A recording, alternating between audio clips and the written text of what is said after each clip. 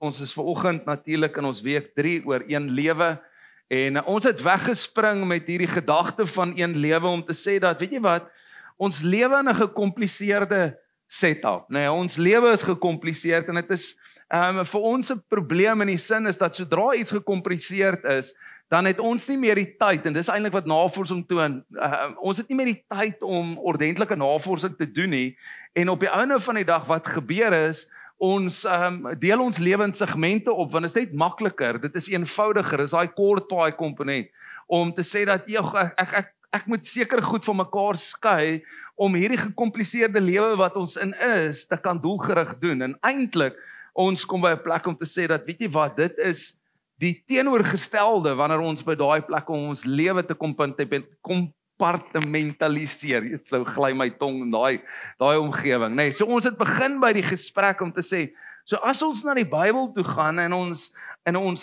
leer ten opsigte van wat Jesus vir ons sê, dan is die Hebreërskrywer een van daai wat ons help met 'n spesifieke aspek, hy sê, want deur een offer het hy hulle wat geheilig word, vir altyd vervolmaak. Hierdie twee woorde, heiligheid sê nie, dat ek en jy met hierdie heilous loop nie, dit beteken dat ek en jy afgesonder is vir 'n spesifieke doel. So ons besef, wag 'n bietjie, om my lewe in integriteit te leef, dit beteken 'n een lewe te leef, het ten doel om 'n impak te maak in ons samelewing. Dit het 'n groter verantwoordelikheid, dit het 'n groter uitdrukking. En hy sê die rede vir hierdie verwysing is dat ons vervolmaak is. Praat nie van perfeksionisme nie, dit praat eintlik dat ek en jy volledig is wie ons behoort te wees. En nou het ons nodig om te groei na daardie toe. So ons het 'n verwronge idee van 'n verwysing in ons lewe. Christus kom en hy sê, luister, vir my en jou om daai te kan bereik, het hy nodig om iets vir ons te kom doen. Hy het dit vir ons kom vermag en nou ontdek ons, wag 'n bietjie, dat ek en jy moet groei. En groei het nie 'n plafon nie, dit het 'n beeld.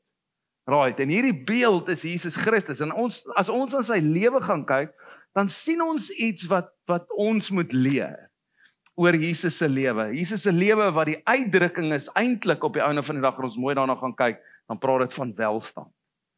En as ons na welstand gaan kyk, is dit eenvoudig hierdie gedeelte dat ek en jy besef dat ons holisties gesond moet wees.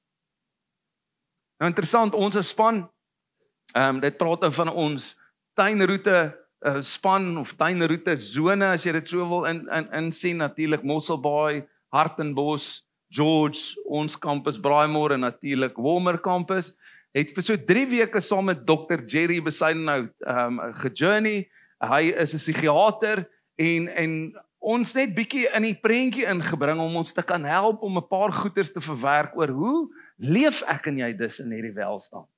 En een besonderse ding wat uitgekom het is dat ek en jy, wanneer ons in kompartemente leef, probeer 100% in elke kompartement te gee. Soos ons mooi daaraan dink. Ek probeer 100% gee vir die kerk, 100% gee vir my werk, 100% gee vir my familie. En op die einde van die dag het ons net 100%. So jy kan vir jouself dink, as ons praat van energie, het ek net 100%. En dit is 'n begroting, nee, 'n begroting werk so is dat ek 'n sekere hoeveelheid inkomste het. Right, as ek enigiets meer as dit uitgee, dan sê ek in 'n negatief. En dit is presies dieselfde ding met my en jou. So as ons nie hierdie een lewe konsep kan verstaan nie, dan wat gaan gebeur as ons begin in 'n negatief leef? En dit is baie van ons wat opstaan in die oggende. En wat is ons? Moeg. En dis eintlik as ons mooi gaan kyk na energie, die normale persoon het so 80%. Nee, want 20% van ons lewe word spandeer aan noodsaaklike goed. Goed wat dringend is, goed wat in hierdie oomblik gebeur. En die res moet ons opdeel.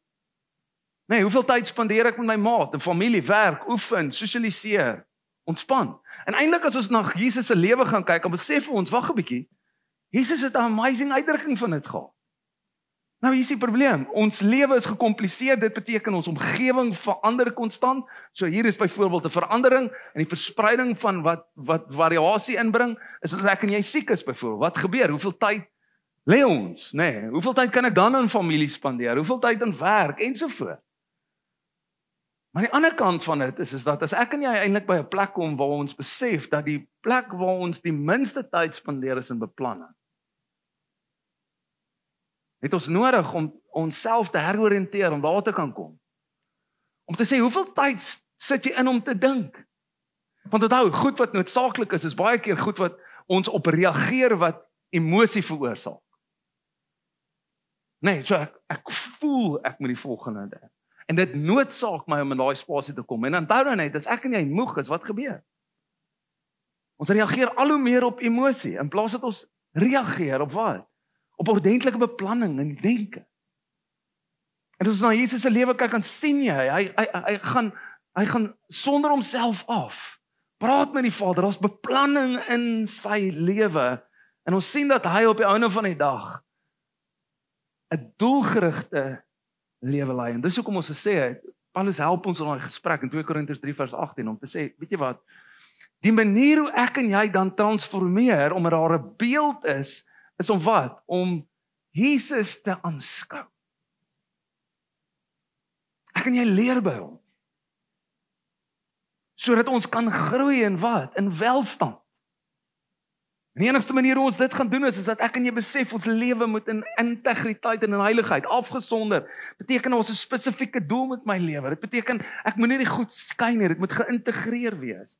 Ek moet dis beplan, ek moet my lewe so leef dat dit ten volle ten doel is waarvoor God dit bestem het. En daarom het ons nodig om te reflekteer. Hoeveel tyd spandeer ek op my emosies om dit te verwerk? Leef in daardie plek. In plaas dat ek leef in kognitiewe denke en die manier hoe ek goed prosesseer. Ek moet reflekteer oor wat gee ek as uitdrukking in my lewe. Is die hele tyd 'n negatiewe komponent? Is daar iets natuurlik wat ek anders te kan sien? En op die einde van die dag het ek en jy nodig om hierdie te oefen, want as ek dit ontdek, het ek nodig om die regte proses te kan ontdek. En dis hoekom Petrus vir ons sê, as ons tot hierdie perspektief gekom het, dan wat doen ons? Ons sit alle ywer in. Want ek verstaan, luister gou, welstand. Hierdie verwysing het 'n groter impak as ek en jy gesond lewe. Dink net gou daaraan. As ons holisties gesond is, hoeveel meer impak het ons? Want ons kapasiteit. En dis juist hierdie gedeelte waartoe hy ons vat, om te sê, luister, kan ons by 'n plek kom, om net in integriteit te kan leef, vir die een lewe konsep te kan hê, want die doel is groter. En dit is interessant as ons na 'n gedeelte toe gaan wat Paulus skryf aan die gemeente van Efese. En daar is iets wat in daardie omgewing besig is om te gebeur.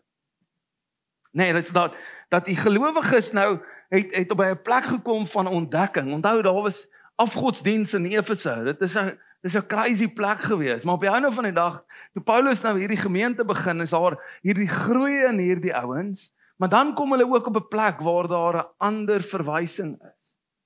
En dit is waartoe Paulus hierdie gesprek vat om ons te kan help. En hy bring ons in hierdie spasie en hy sê die heel eerste ding is natuurlik, wanneer hy praat oor die heidene, hy sê hulle is gevoelloos, maar daar's 'n rede.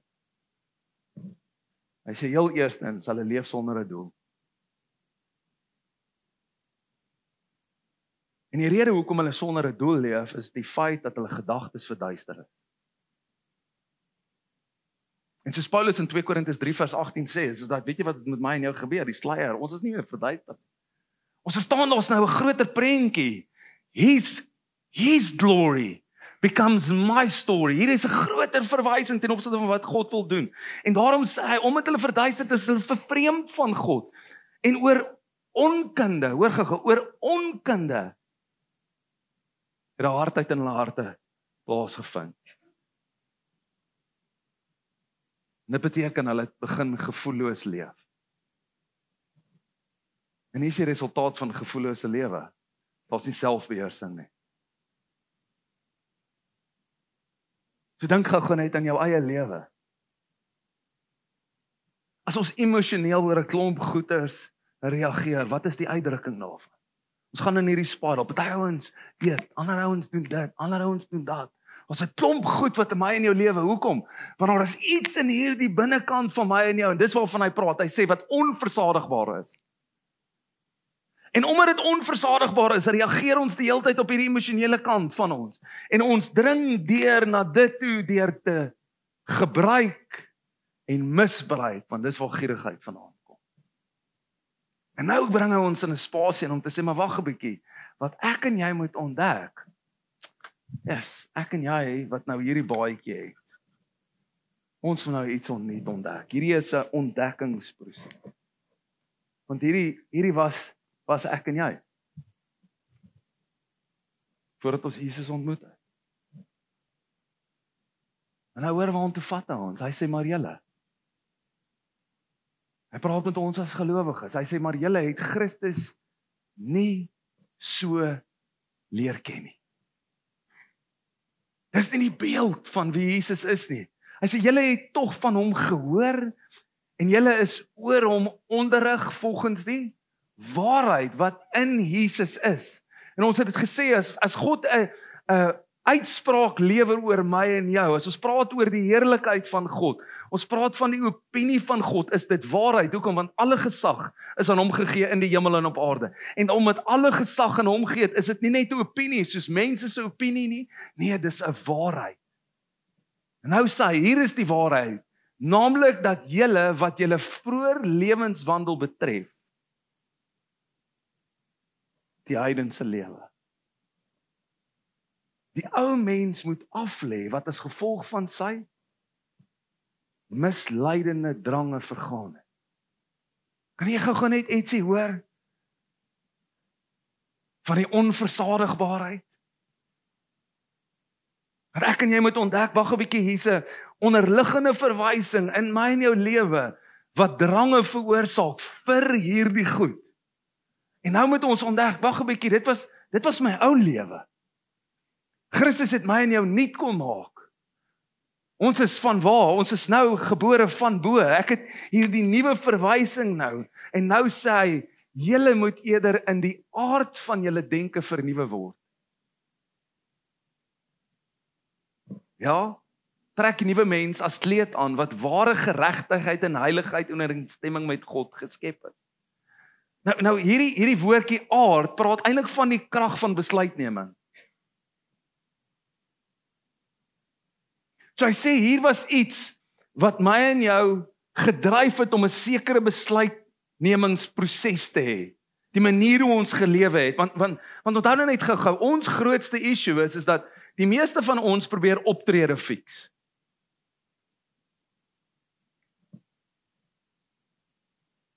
Nee, dis mos hoe ons leef. As ek nou gefouteer het, in die sin van ek het nou kwaad geword of wat ook al, dan sê ek vir die Here, jammer, ek het kwaad geword. So wat ek probeer in my lewe doen is ek probeer die optrede fix. Paulus bring en sê, wag 'n bietjie. Wat ek en jy moet besef is dat hier is 'n onderliggende komponent wat nie gefix kan word deur belydenis van sonde nie.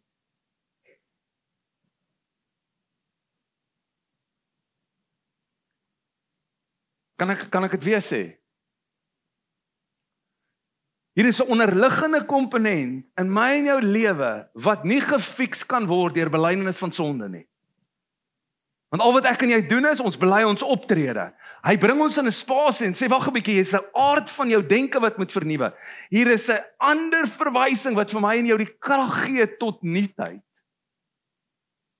Om by 'n plek te kan kom te sê dat, weet jy wat, ek en jy is nou in ware geregtigheid en heiligheid. Wanneer hy praat van we are in a right standing with Christ, dit sê dit dat Jesus vir my en jou hierdie offer gebring het. Dis waar ons begin het. Hy sê hy het vir ons hierdie offer gebring, hierdie perfekte offer, en hy is geregverdig verklaar. Hierdie offer wat hy gebring het is what has been accepted as righteousness, nee, dit is geregverdig verklaar en nou deur hy wat geregverdig is, gee hy vir ons die reg om wat te doen, om kind van God te wees. En nou moet ek en jy ontdek, wag 'n bietjie, ek is 'n kind van God. En 'n kind van God het 'n spesifieke uitdrukking. En dis wat hy sê, so die aard, die krag, die dryfveer is nie meer hierdie gedeelte van die heidene nie. Die aard het nou verander. Jesus sê dit. Wanneer hy met sy disippels praat, dan sê hy, hoor hierso, nadat hy opgestaan het, nee, of voordat hy opgevaar het, sê hy, gaan wag in Jerusalem. Vir wat? Vir die uitstorting van die Heilige Gees. Wat sal gebeur as die Heilige Gees oor julle kom? Julle sal krag ontvang. En daai woordjie krag praat van dinamo. die dynamo, die aard van my instelling, die manier hoe ek sekere goed approach, begin verander oor wie? Oor die krag van die Heilige Gees. En nou word ek getransformeer, na wat toe? Na die ware beeld, ooreenstemming met wat met God geskep is. Nie hierdie verwronge verwysing nie, hierdie krag gee my nou om in aard te verander. En daarom sê hy, trek uit hierdie baadjie.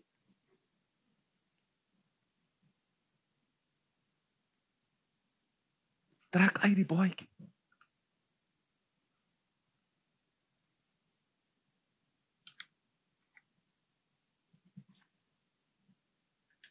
En trek aan die baadjie. Van geregtigheid en heiligheid. Wie is ek nou? Ek is geregverdig verklaar. Ek is afgesonder vir 'n doel. En nou sê hy, as jy hierdie perspektief nou het, vermy die leuen en praat elkeen die waarheid met sy naaste, want ons is lede van een liggaam, want ons 'n groter doel. Nie net dit nie, hy sê, word kwaad, maar moenie sondig nie. Laat die son nie ondergaan oor die woede nie. En dan sê hy, moenie die duiwel plek gee nie. Hoor gou net, een ding van die duiwel wat jy moet verstaan is, hy wil nie jy moet meer oor hom dink nie, hy wil net hê jy moet minder oor Jesus dink. Kan ek jou net help weer? Hy wil nie jy moet meer oor hom dink nie, hy wil net hê jy moet minder oor Jesus dink. So as ek en jy vir die duiwel plek gee om minder oor Jesus te dink, dan gaan ons wat meer oor wat dink? Oor wie ek nie is nie. Oor die feit dat ek die punt mis, maar as ek die geregtigheid van God self is, hoe anders kan ek nou oor myself dink as wat hy sê oor my? Want as die opinie van God waarheid is oor my en jou, dan is ek die geregtigheid van God. En ek is reeds heilig. En nou groei ek in hierdie verwysing, omdat die beeld in my lewe getransformeer het na die beeld van Christus. En nou bring hy ons in die spasie en dan sê hy, nie 'n enkele woord wat afbreekend moet wees nie, maar eerder 'n woord van goed, opbou. Die noodsaaklikheid, kan jy gou hoor? Sodat voordeel mag bring vir diegene wat dit hoor. Ouens, kom ek gou vir jou iets sê. Weet jy hoe is ons ingestel? Om reg en verkeerd van mekaar te onderskei. Dink gou net, Vrydag aand, nee, in die wêreld, was daar Halloween. Is dit reg of verkeerd? Okay, jy sien waartoe gaan ons. Jy's so ingestel. En hoekom is ons so ingestel? Oor die wet. Want die wet is bepalend wat is reg en verkeerd. Maar geregtigheid, hoor gou wat sê hy. Geregtigheid is eerder ingestel op wat? Bou die beeld van God en wat breek dit af? Hierdie is 'n ingesteldheid wat ek en jy moet ontdek. Dis waartoe Paulus ons vat. Een lewe geresorteer onder Christus, wat ek nou verstaan, hy neem gestalte in my in. Geregtigheid sê ons bring dit wat gebroke is, ons bou dit op, ons verander dit, ons bring dit by 'n plek waar dit lewe gee. Ons is nie meer ingestel ten opsigte van reg en verkeerd nie. Ons is ingestel op wat bou die beeld van Christus en wat breek dit af. En nou, wanneer ek en jy in gesprekke is met mense, dan vra ek die vraag, wat bou op, wat breek af? Dis my engagement met die wêreld. Hoekom? Want dit bring 'n voordeel. Waar reg en verkeerd bring wat? Veroordeling. En Jesus, hoor wat sê hy, ek het nie gekom te oordeel nie, maar wat gedoen? Om lewe en dit in oorvloed te gee. Man ouens, hier is iets wat ek en jy moet verstaan vanoggend. Jy het nodig om die baadjie uit te trek. Die baadjie, dis waartoe hy ons vat. Hy vat ons in hierdie gesprek. As ek en jy in hierdie lewe verskil moet maak, dan sê hy, en bedroef nie die Heilige Gees van God, deur wie julle met die oog op die dag van bevryding verseël is nie. Moenie by die plek kom om met bitterheid te lewe en woede en gramskat, geskree, gelaster, saam met elke vorm van kwaad nie. Want dit sê in effek, die aard wat in my nou is nog nie getransformeer nie. En as ek glo dat Jesus Christus vir my die Gees van God gegee het, die Heilige Gees, dan moet ek die aard van my denke begin verander. En hy sê, trek dit uit. Want hier's 'n innerlike komponent. Dis nie optrede wat ons moet regstel nie. Dis die gebrokenheid in my en jou.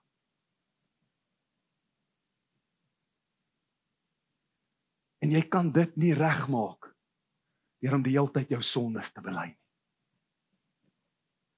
Because you want to fix die manier hoe jy optree. In plaas dat ek erken wat in die binnekant van my aangaan. Want dis wat die Heilige Gees kom openbaar. Die Heilige Gees kom openbaar die bitterheid in jou, oor goed wat teen jou gedoen is.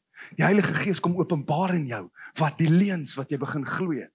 Die Heilige Gees begin hierdie goed in my en jou openbaar, sodat wat kan gebeur? Sodat ek dit kan verander.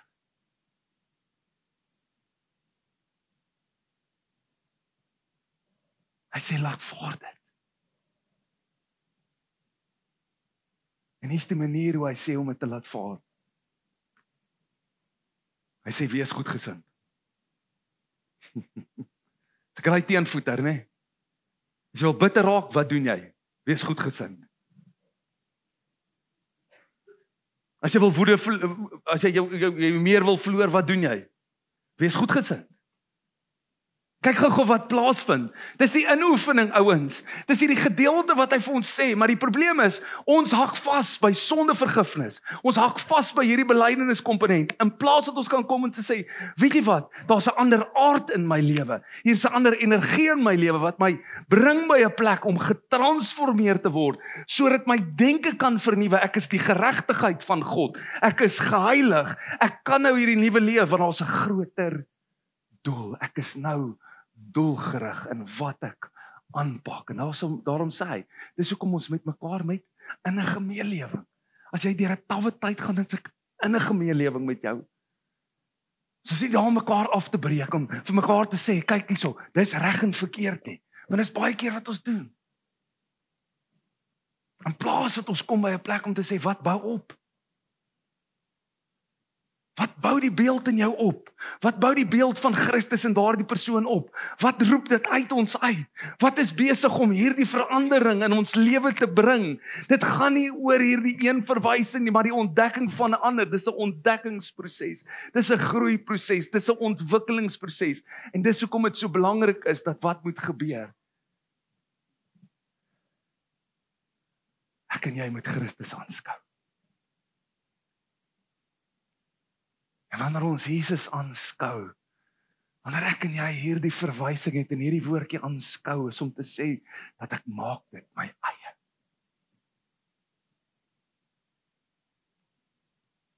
Ek maak hierdie stelling van Jesus my eie. Ek is die geregtigheid van God.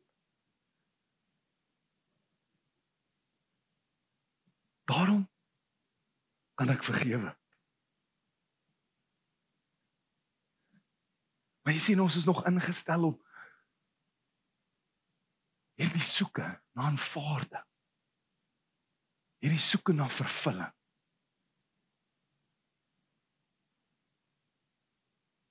En dis hoekom ons goed nog baie keer persoonlik vat in ons lewe.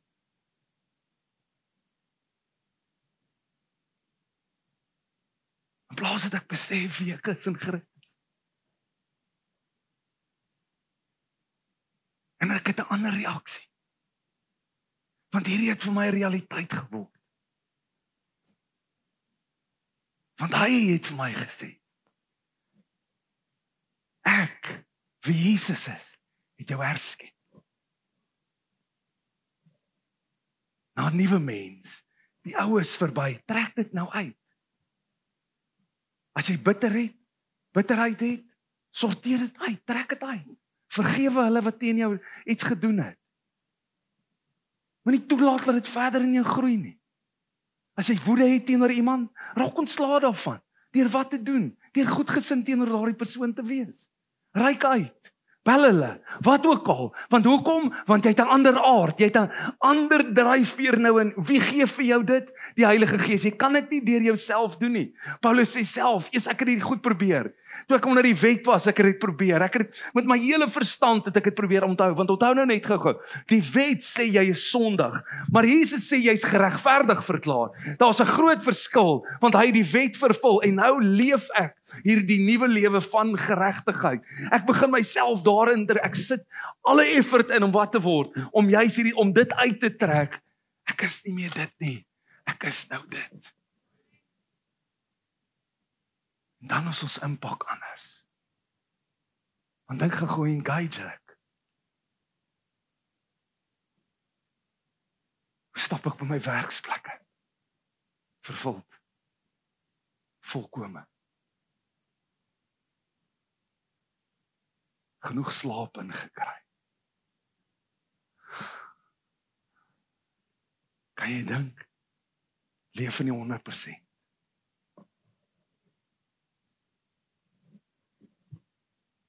Jy sien, Jesus soek nie iets van jou nie. Maar hy het iets vir jou gegee. Hy soek iets vir jou. En ek en jy het nodig om dit te aanvaar. Dit jou net te maak. En dit te begin leef. Aanskou hom. Reflekteer. Waar is daai goed nog?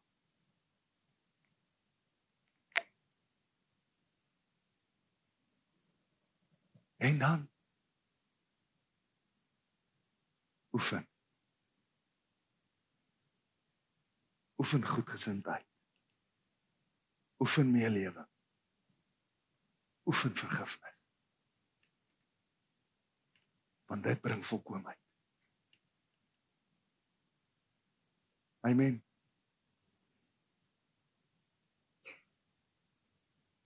Ek weet nie waar jy is vandag met hierdie goed nie.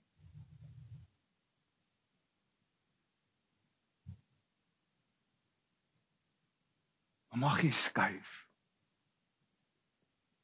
Mag jy vandag jou baadjie uittrek. Mag jy vandag jou nuwe baadjie aantrek. En die enigste manier hoe dit gebeur is Romeine 10 vers 9.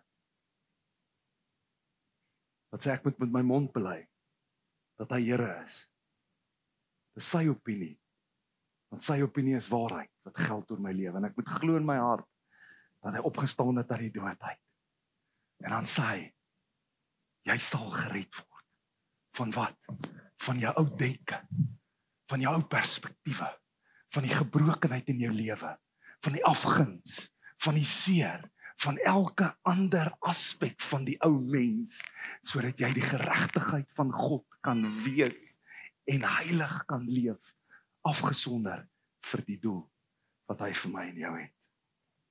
Kom ons bid. Here Jesus,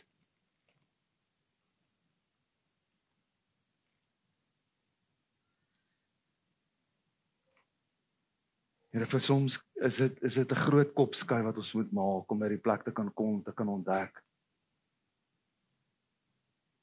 dat ons nie meer hierdie ou lewe het nie. Ons moet afstand doen, ons moet ontslaa raak, ons moet dit uittrek soos 'n baadjie. Ons moet die nuwe baadjie aantrek, ons moet dit begin proklameer. Ons moet dit begin bely, ek is die geregtigheid van God. Ek is geheilig. Maar daar's 'n doel. It's about His glory that becomes my story. Here, dit is U woord wat 'n realiteit word in my lewe. Dit gaan oor die binnegoed in ons harte, Here. Daardie goed wat plaasgevind het oor woorde en dade. Maar daar's een daad wat plaasgevind het, dis U daad vir ons aan die kruis. Die feit dat U vir ons gesterf het en daardeur vir ons sonde vergifnis gedoen het. Here, dit was die offer, die volkome offer wat ons geregverdig verklaar het, en hierdie is bewys deur die opstanding van U uit die dood uit, en daarom het ons almal saam met U opgestaan, hierdie nuwe lewe.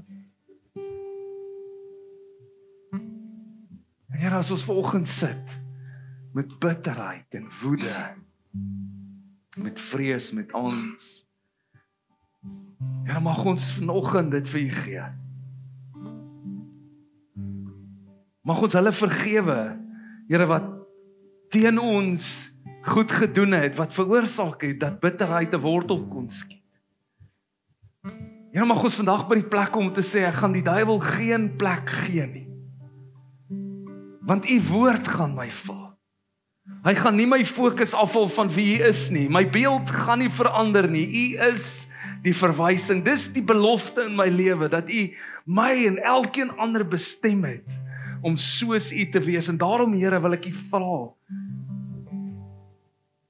dat die woorde wat ek spreek tot opbou is van die beeld van Jesus Christus, nie net in onsself nie, maar in almal anderste om ons. Mag ons nie meer reg en verkeerd vergelyk nie, maar eerder wat opbou en wat afbreek. Mag dit ons lewe en die traject daarvan verander. Is nie altyd maklik nie, Here. Dit vat effort, en dis wat Peter sê. Daarom, omdat ons tot begrip gekom het, sit ek alle effort in om hierdie myne te maak. Help ons groei, o Heilige Gees. In Jesus naam. Amen.